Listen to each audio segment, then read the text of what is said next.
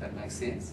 And what you get is, this is normal, this thing here, that stands for instantaneous axis of rotation, so which changes minute to minute. So as you put your head back now, if you do that now, what will happen is that that joint will just, here we are, this joint will just glide over it, because the instantaneous axis of rotation is down here, the whole thing will rotate. But here, what's happened, because the spine is shooting upwards, it pushes up the rotation axis, and this chisels into the bone below. And What so chisels? the top Yes. facet joint chisels into the facet joint below.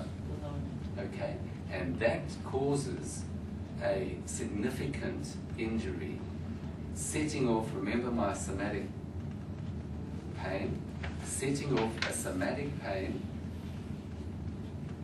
And now the interesting thing was, I wrote C23 and C56, not only because I examined him, but because of statistics and how we made. C2, this is C2.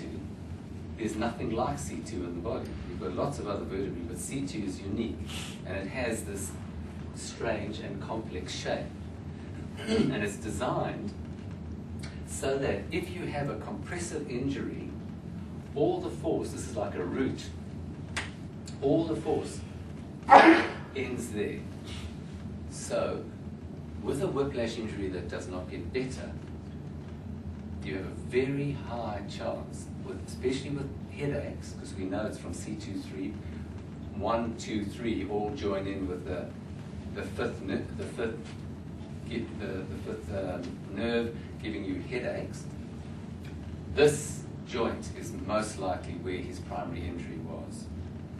C56 is the area where you get the most movement, and so it is really vulnerable for this injury, as it is for wear and tear. That's why we expect a spondylosis at C56. And this is the type of injury that you get. You can get intra-articular hemorrhage, protrusion of, there's a little meniscoid in there, you may even see articular pillar fractures. This stuff was seen on post-mortem of people who'd been in bad motor vehicle accidents. They imaged them with CT scans and x-rays and saw nothing. Did the post-mortems and found a whole lot of tiny but obviously significant injury. So this stuff you do not image.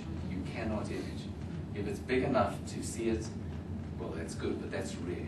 Okay, so he has most likely damaged his Z joints at C23 because of the anatomy, and C56, and because of my examination, and because of his history. So the question is, what do we do? And I'm just going to